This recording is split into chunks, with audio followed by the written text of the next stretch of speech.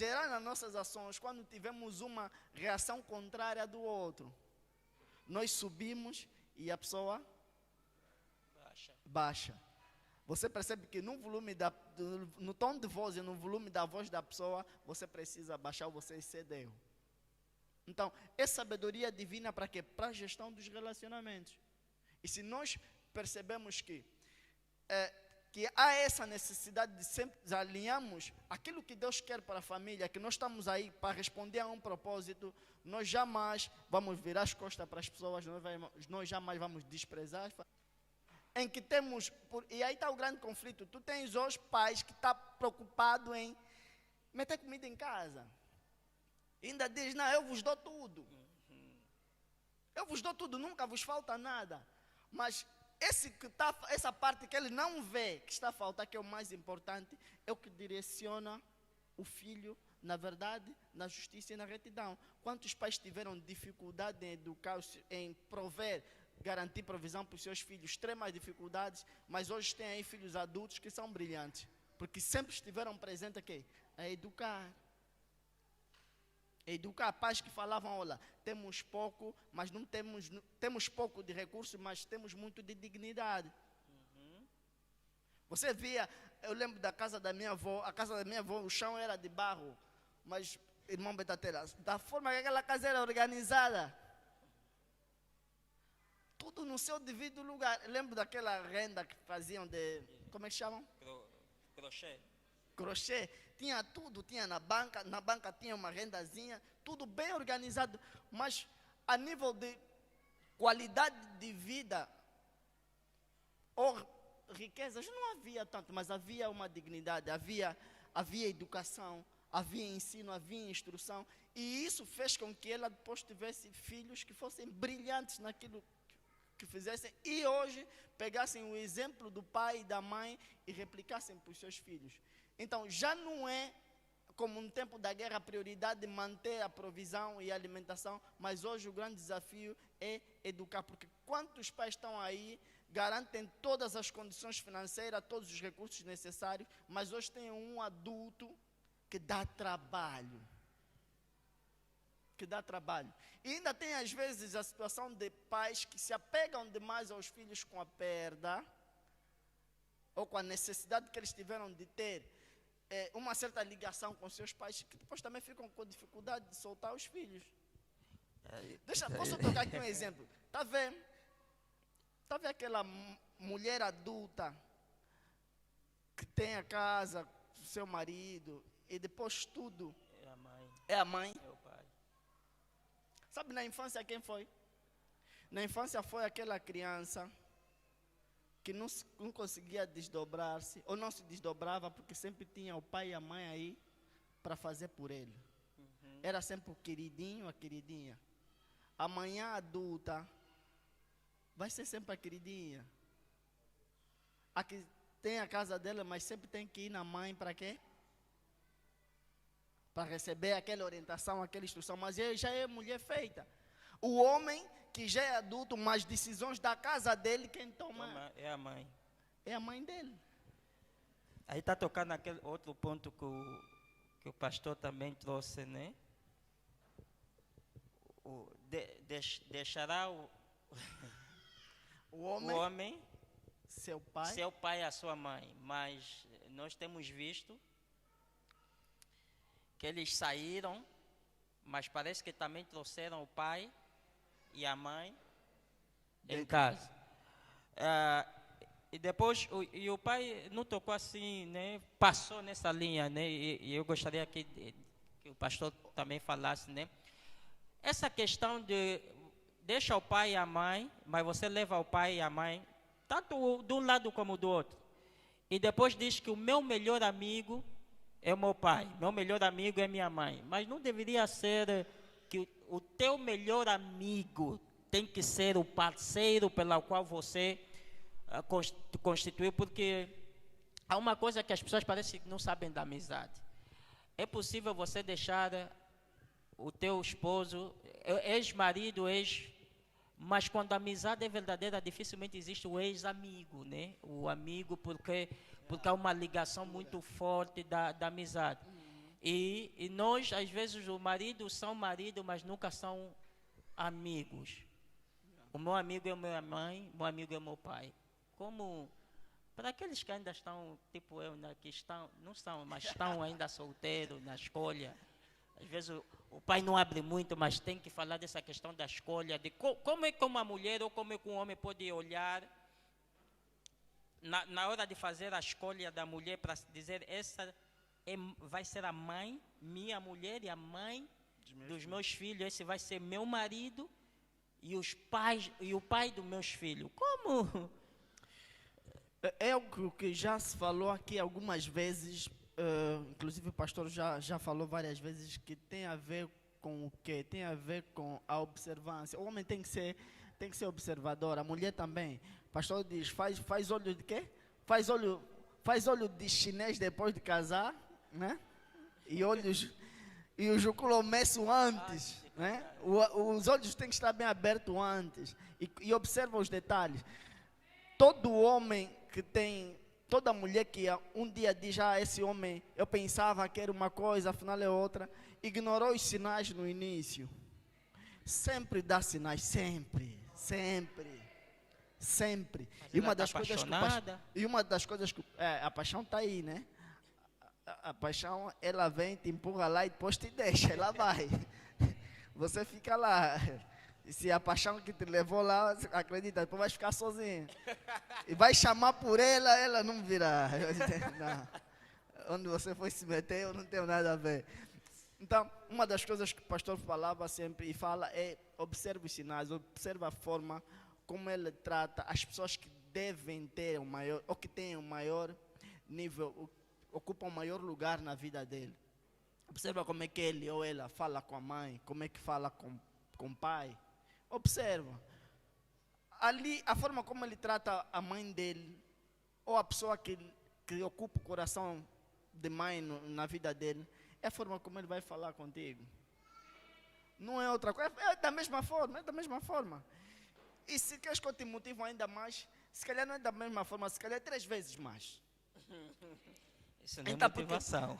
Falei isso agora porque eu observo, eu dou muito carinho e atenção à minha mãe. E, de um certo modo, às vezes eu pergunto, será que eu não estou dando demais a Wesa quando deveria dar na minha mãe? Então ela acaba recebendo a dose um pouco a mais. Então vai dobrar. Então se ele bate a mãe dele, vocês vão te bater 3 vezes mais. Se ele é atencioso e carinhoso com a mãe dele, ele vai te cuidar e vai te prestar atenção 3 vezes mais. Então é sempre numa medida muito mais acrescentada, sacudida e a transbordar. É sempre mais. Então se tu não observas isso, ignoras estes sinais e fica na expectativa, na esperança, não, vai mudar, comigo vai ser diferente.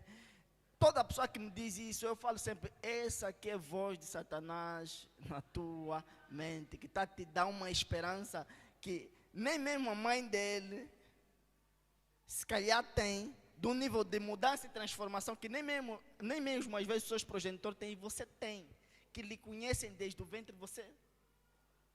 Eu já fui em pedido, pastor, que a mulher que estavam a lhe pedir, estavam a lhe fazer pedido, quase que lhe levaram sem nada, porque ele não cumpriu com muita coisa que foi feita na carta. Então a família dizia, não tem problema, pode levar. Eu achei estranho, porque no final percebi que a família louvou e agradeceu ao Senhor por aquele homem vir. Depois livramento que estás a nos dar, lhe leva, porque esse aqui é livramento que estás a nos dar. E o apaixonado não deu conta disso. E depois começou a dar problema. E aí o pai começou a falar nas entrelinhas, olha, nós te avisamos, a nossa filha tem esse problema, você escolheu, é tua. Vai, se aguenta. Um casamento bem feito, amado Betatela, é aquele em que as bases estão alicerçadas em Cristo, em primeiro lugar. Yes. E segundo, um tem o propósito e o foco de satisfazer o outro, de diferentes formas. A minha alegria deve estar em ver a minha esposa feliz e satisfeita com o casamento que tem. A minha alegria deve estar ali, né? Fora o facto de que Deus tem que ser a base, orientadora e instrutora, porque também quando eu percebo isso e ela percebe isso, que o casamento me faz bem, nós juntos olhamos para o que Deus quer com esse casamento e andamos segundo o propósito pelo qual fomos unidos. Eu fico triste quando muitos jovens olham para o casamento com o propósito apenas de procriar. Amém? Tempo. Sim, com o propósito de procriar, porque depois o que acontece? Eu estou a casar porque quero ter filho, quero ter um marido. Ok, depois já casaste, tens filho, tem marido. O propósito do casamento já está cumprido. E depois? É até que a morte vos separa e ninguém quer morrer cedo. Ainda falta muitos anos. Como é que fica? Fica duas pessoas a viverem junto, sem uma linha orientadora, sem um propósito, sem um foco, sem uma direção. Como aconteceu no tempo da guerra, compramos armas, o colono foi, ficamos aqui com as armas, nos perguntamos, temos aqui as armas, o que tínhamos que lutar com ele já não está, vamos fazer como? Vamos lutar entre nós. Então, é como acontece com muitos casais, perderam-se no propósito, ou colocaram o propósito errado, já cumpriram o propósito e não vejam mais sentido em estar junto. Por isso é que muitos casamentos não suportam, não sucumbem ao tempo. Então há necessidade de colocar sempre Deus como foco e direção do propósito, ou seja, Deus como centro do casamento e Ele mesmo como a base pelo qual vocês se uniram, e Ele vos dará um propósito e uma direção como casal. Amém. Amém. O tempo corre, o tempo voa, mas metemos só no pause o assunto. Essa parte dos jovens.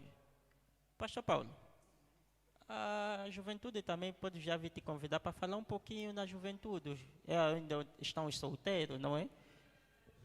Falar aqui para a juventude, mas deu para observar mais alguma coisa, receber mais alguma coisa. Então, fomos o João Batista, agora está a vir a comida principal para o grande mistério, dar continuidade. Amém? Muito obrigado, pastor Paulo. Obrigado. Salve, gente.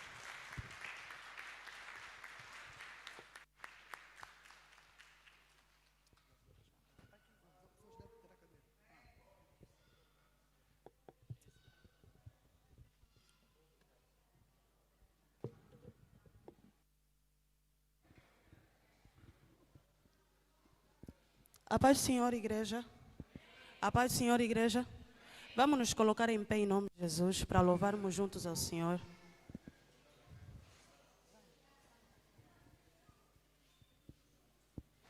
Em nome de Jesus, vamos adorar ao Senhor. Quero te convidar a fechar os teus olhos e a dar o teu melhor louvor, a tua melhor adoração a Ele, porque só Ele merece o nosso louvor e a nossa adoração. De todas as coisas que o Senhor já fez para nós. Então hoje nós vamos nos alegrar nele, louvando e engrandecendo. Amém? Aleluia. O único que é digno de receber a honra e a glória, a força e o poder, ao Rei eterno e imortal, ao Rei eterno e imortal, invisível, mas a Ele ministramos o louvor. Mais uma vez declara ao único que você pode acompanhar com palmas, de receber a honra e a glória,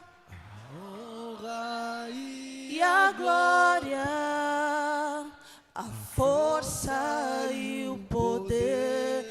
Exalta o Rei eterno e imortal, ao Rei eterno e imortal. A igreja está a adorar a Ele. Invisível, mas a Ele ministramos um louvor.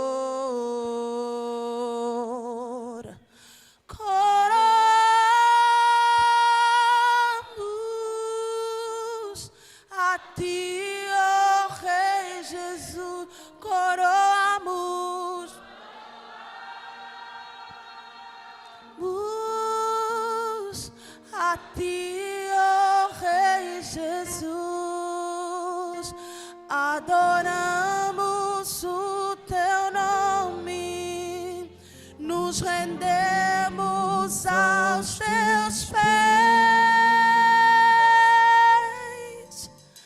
consagramos todo o nosso ser a ti. Adoro e coroamos,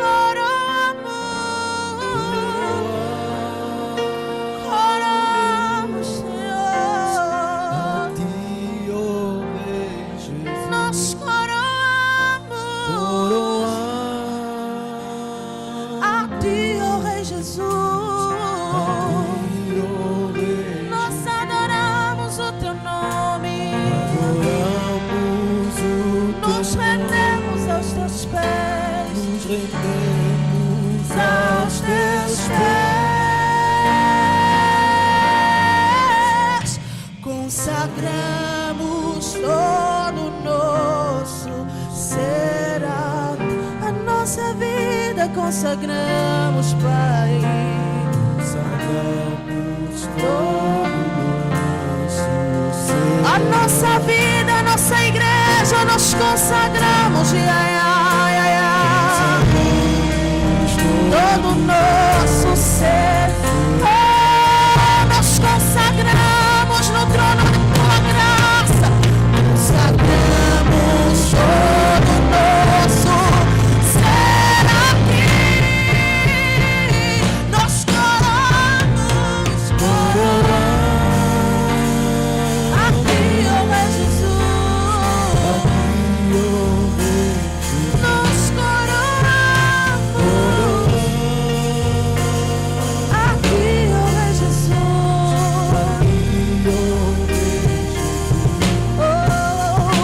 adoramos o teu nome, nos rendemos aos teus pés, consagramos todo o nosso ser. A igreja declara: nós coroamos a ti, ó Rei Jesus. Nós coroamos. Você pode adorar ao Senhor? Adoramos o seu nome.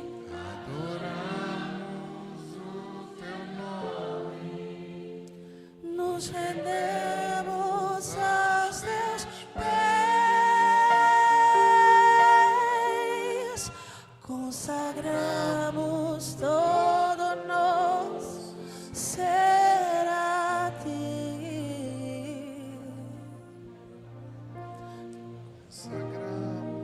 Todo o nosso ser a ti. Nós consagramos, consagramos. Você pode fazer essa declaração? Nós consagramos a ti. Consagre a sua família. Consagramos todo o nosso, a nossa vida, Senhor. Nós consagramos a ti. Todo o nosso ser a ti. Nós consagramos, Yahweh. Consagramos, consagramos, consagramos, consagramos, consagramos todo nosso ser a ti. Queria que você levantasse um clamor e oração pela sua família, como temos feito aos domingos. E eu queria que você orasse pela sua família, clamasse pela sua família. Aleluia. Consagre a sua família ao Senhor. Consagra a sua família ao Senhor. Consagra a sua família ao Senhor. Consagra a sua família ao Senhor. Pai, nós consagramos a nossa família. Nós oramos, Pai, pela família nuclear, a família extensa. Oramos em nome de Jesus. Oramos pelos irmãos. Oramos, Pai amado, pelo pai, pela mãe. Oramos pelos sobrinhos. Oramos pelos filhos. Queremos consagrar nossa família a Deus. Essa é uma boa hora de você ser um intercessor, de você ser uma intercessora em favor da tua família e dizer: Deus, lembra da minha família para abençoar. Ora ao Senhor, as suas orações são ouvidas, seu clamor é ouvido, sua intercessão é ouvida. Ore ao Senhor, ore a Ele, fale com Ele. Nesse momento, enquanto você ora pela sua família, você ora pelos teus, Deus se coloca na posição daquele que responde, aquele que disse: clama a mim, responder-vos-ei, anunciarei coisas grandes e firmes ao qual não sabes. Oh, aleluia, aleluia. Rei da glória, Pai das luzes, obrigado, meu Pai. Nós queremos consagrar nossa família a Ti. Queremos consagrar, Pai amado. Oramos por saúde na família. Saúde na família. Saúde na família. Pedimos a Deus que proteja, guarde nossos familiares. Guarde, Pai, de ataques de enfermidades, espíritos de enfermidades. Alguém está a interceder, alguém está a orar. Guarda a nossa família. Nós oramos em nome de Jesus. Repreendemos todo ataque do inimigo, todo o mover do inimigo contra a família, para trazer vergonha, para trazer humilhação, para trazer divisão, dissensão, para trazer, oh Pai, dispersão. Nós oramos em nome de Jesus. Oramos pedindo ao Rei da Glória por união familiar, perdão familiar, reconciliação familiar. Agora mesmo coloca-se na brecha. Talvez nem todos na família te ouvem, mas eles não têm como impedir a tua oração. Talvez nem todos na família lhe dão ouvidos, mas Deus dá ouvidos à sua oração. Você pode influenciar a sua família, você pode influenciar a sua geração por meio das suas intercessões, das suas orações. Alguém está a interceder, alguém está a orar, alguém está a orar. Alguém está a orar, alguém está a orar.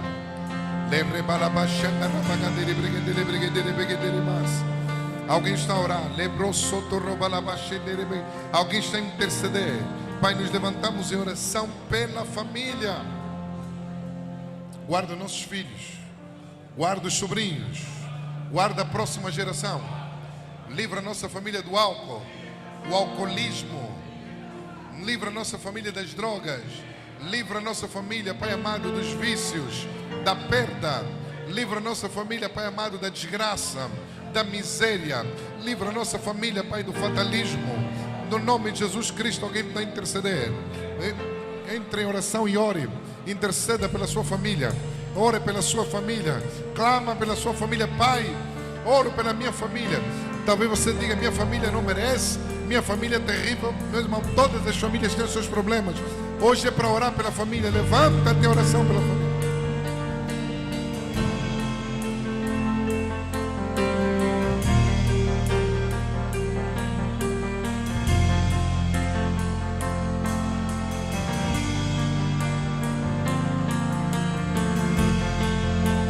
Aleluia! Obrigado, Jesus, porque Tu amas a nossa família. O Senhor ama a nossa família. Nós estamos a viver 14 dias de jejum e oração. E estamos a orar por várias áreas na vida dos irmãos. Aliás, pedimos aos irmãos que elenquem áreas específicas. Essa semana temos uma atividade especial no jejum e oração, nas lives. Depois teremos clamores específicos ao longo da semana.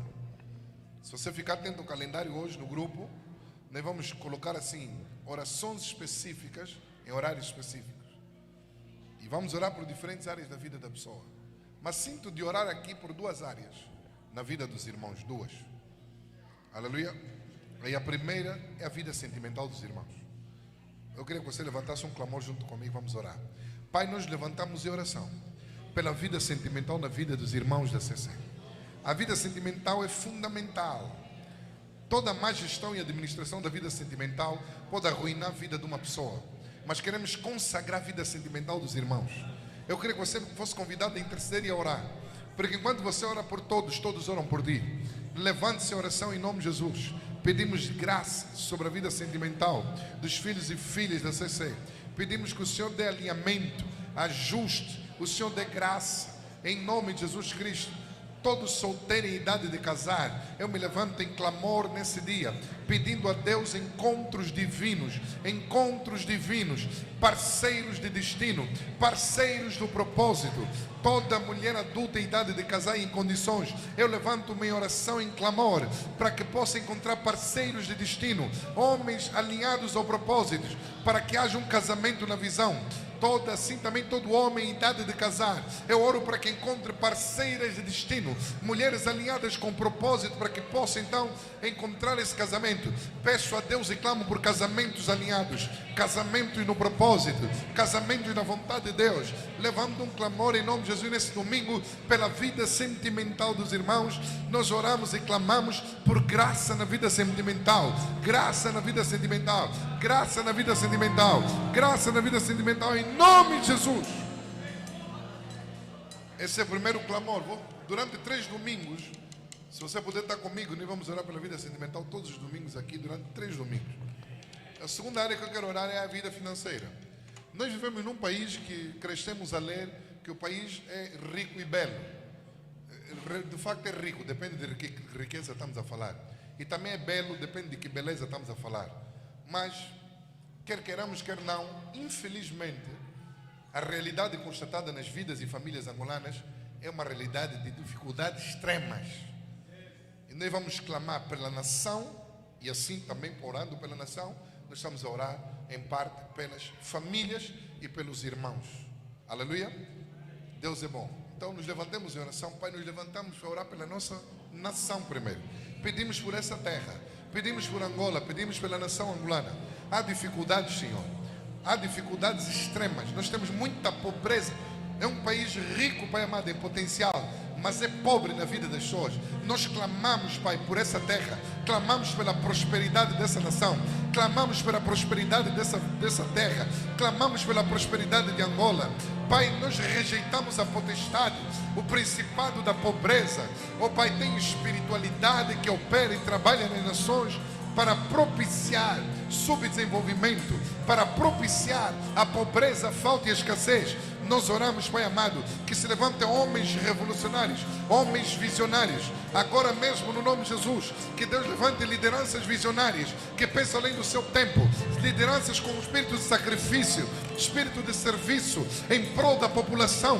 Levante homens que comecem a sentir peso e dor quando vem qualquer angolano a passar fome. Levante homens que demoram a pegar no sono enquanto o seu povo sofre. Levante pastores, levante homens nessa nação que é um espírito missionário de serviço e de entrega pelo povo, para livrar essa nação do sofrimento. Mas age também na mente do angolano, age na mente desse povo, age na mente da nossa população, age na mente das famílias.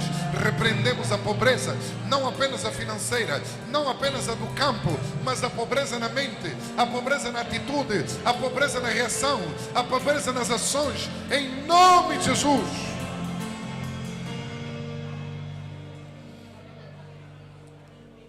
Porque um povo que luta para comer não vai conseguir pensar em muita coisa senão a possibilidade de ter o próximo prato na mesa. Enquanto um povo luta para ter prato na mesa, tem engenheiros que podiam mudar o mundo nessas famílias, não estamos a descobrir. Tem cientistas que podiam afetar. Tem Elon Musk que se calhar estão a se perder nessas Angolas da vida. Por quê? Porque nascem as famílias que ele não tem outra condição senão lutar para comer. Tem talentos que não brotam numa nação. Por isso é que ao diabo importa manter uma nação assim.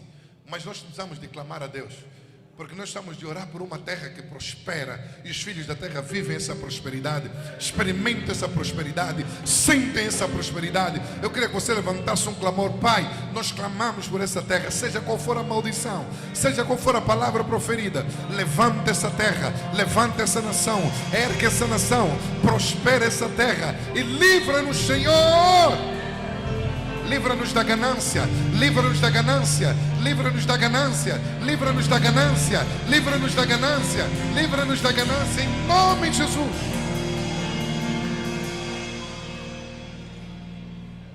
Em terra de sobrevivência, a luta é para ter comida. E quando a luta é para ter comida, todos que saem da sobrevivência para a comida, a luta dele é ter comida suficiente para nunca lhe faltar comida como falta nos outros.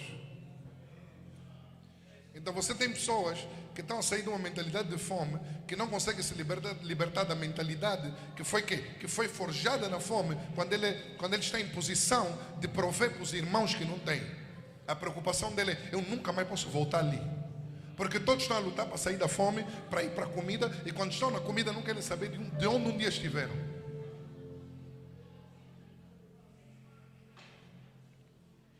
Porque a luta dele é acumular a comida para ele nunca mais viver a fome que ele viveu. Aí ele acumula comida para ele, para o filho dele, para os netos dele e bisnetos, porque ele só está preocupado que a geração dele continue a comer. Eu vou evitar aprofundar muito isso, porque o domingo é o domingo de culto. E eu não quero chamar para mim temas que Deus não me chamou.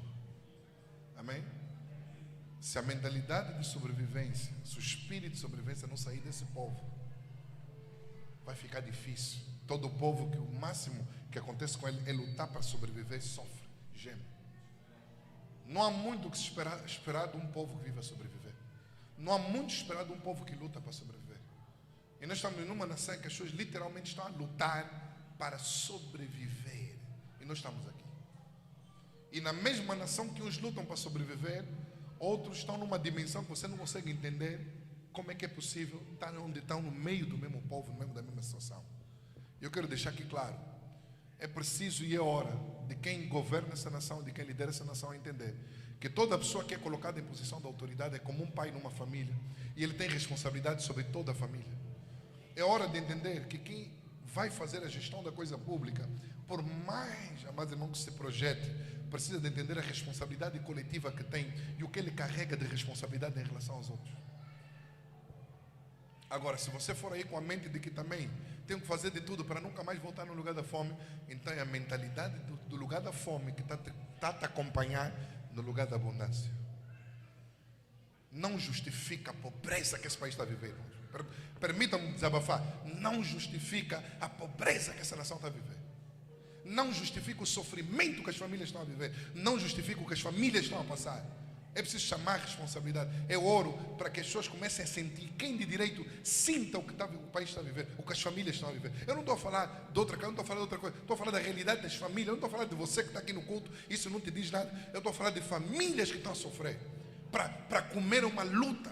Um dia acordam para comer no outro dia uma luta maior. Enquanto isso, uns que deviam se preocupar com essas pessoas, relaxados.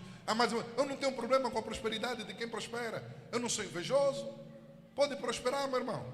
Mas a tua prosperidade não pode estar num nível e num ponto em que você está confortável a liderar um povo que está com dificuldade para comer. Para comer. E quando falamos essas coisas, querem começar a fazer sucessões. Esse pastor aqui também já está estranho. Não, irmão. Minha preocupação é com as pessoas. Eu não estou preocupado com política. Eu não quero saber de política para nada. Na verdade, a parte da política